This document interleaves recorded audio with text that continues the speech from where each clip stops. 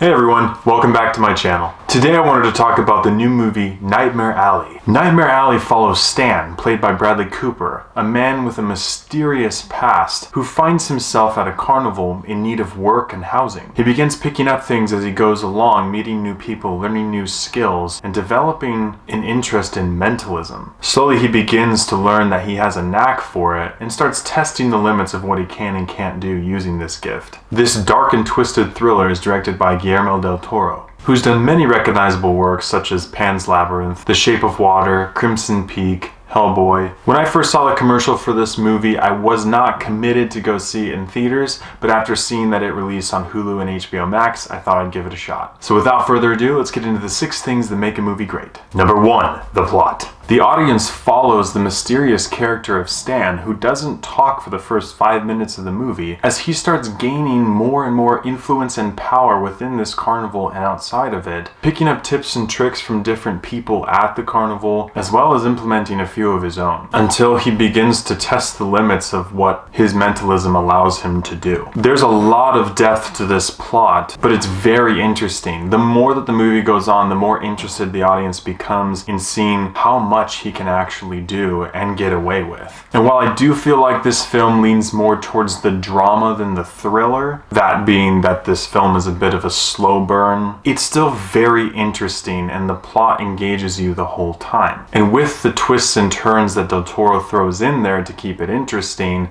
it's done really well and plays out nicely on screen. One of the things I most enjoyed about the plot is that there's foreshadowing that takes place at least several minutes before something big happens, and it kind of acts as a wake-up call to your mind to be watching for something, and then when it happens, it just fulfills it in your brain. That happens multiple times in this movie, and it shows signs of a talented director. The only issue I had with the plot of this film is that there are 2 decisions that happen that are integral to the plot and some of the twists and turns. And those 2 moments in the plot challenged my willing suspense of disbelief, because they were things that didn't make sense with what the character had done, but also completely changed the plot. In fact, they're almost egregious enough for me to make plot 50-50, but this movie is intriguing and well made enough to the point where I have to give plot a thumbs up. But just know it was close. 2 is family friendliness. This movie is rated R, but I think it flirts pretty closely with the PG-13 rating. The thing that pushes this movie over is blood and gore and profanity. There is some sexuality, but there's no nudity, although you do see the top quarter portion of Bradley Cooper's butt. The timestamp for that is stop it. But other than that, this movie is just dark and gritty. So I do feel like it's appropriately rated because of some of these shots, but that's more of a director's choice, a creative choice, and he chose to push it to the R rating. So family friendliness gets a thumbs down. 3 is acting and script. I will say that the acting in this movie is intriguing. Everyone in this movie is playing their part to a T, to the point where you're fully enveloped in this movie, and you're very much in this world as soon as you step into it. There's a scene where Stan is first testing his mentalist abilities on the police officer, played by Bobby from Supernatural, and that scene is incredible. The acting in that scene is amazing. It was one of my favorite scenes in the movie, and Bradley Cooper just does an excellent job. Cate Blanchett does an excellent job as Lilith Ritter, and Cate Blanchett is an elite actress, so I'd expect nothing less at this point. I was pretty disappointed because I saw that William Dafoe was in this movie, and I thought he was going to play a bigger part, but he's on screen for maybe 5 or 10 minutes. And on top of that, I was slapped in the face by surprise Ron Perlman,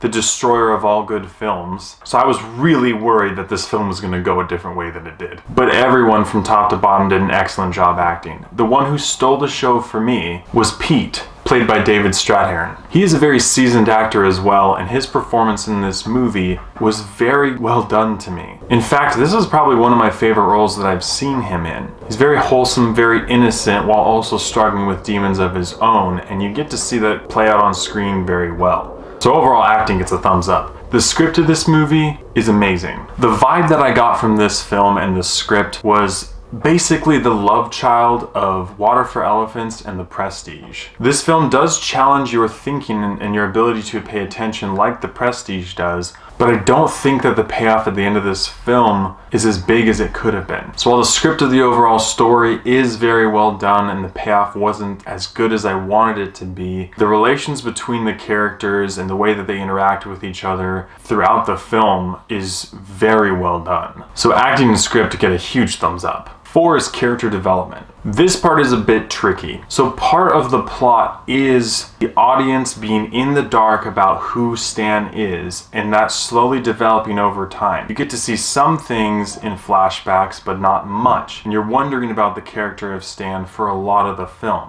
But even when you get to the end of the film, you still have a ton of questions about Stan's character. And that, I think, was to the detriment of this film. There was more that they could have shown to help you realize who he is, but we're left with more questions than answers, it seems. I'd say the next character who has the most character development and focus is with Lilith. When she's first introduced, her character is mysterious, and you begin discovering more about her as the movie continues as well. But you get to know a lot more about her by the end of the film than you do even Stan. But everyone else takes a backseat to these two characters. The way that they develop his character throughout the film, albeit a slow burn film, is very intriguing. So while I wish there was more with Stan, I have to give character development a thumbs up. 5 is CG. You know, now that I think of it, I'm having difficulty remembering any point that had CG in this film. I think there may have been some CG in one of the deaths in this film, but the point is that they didn't use a ton. And when you can make a great film that doesn't incorporate a ton of CG, especially in today's day and age, that's a win. So CG gets a thumbs up. And 6 is rewatchability. While this movie is very well made and the way that it plays out on screen is very well done, there's quite a bit about this film that I don't think I'd want to revisit. When you're watching films that study the darkness of mankind and where that can go, it can sometimes be content that you don't really wish to revisit. And so for me, while the story was played out well on screen, it was dark and gritty, and I don't think I'd want to watch it again. So rewatchability gets a thumbs down. Even with what I think are a couple flimsy plot points, this movie has a great and intriguing story with great actors and actresses who give it their all on screen. And while the content may be dark, this movie is very well done. So I have to give Nightmare Alley a 7.5 out of 10. I do think they could have done more character development with the character of Stan, and this movie is a bit slow at times, but most of this movie you find yourself very interested in all of the excellent foreshadowing and fulfillment of that foreshadowing done by Del Toro makes this a really interesting movie to watch. So if you're interested in a dark, slow burn, twist and turn kind of movie, I think that Nightmare Alley might be worth your time. Thank you so much for watching. If you've seen Nightmare Alley, let me know what you thought about it in the comments below. As always, thank you for your love and support, and I'll catch you guys and gals in the next one.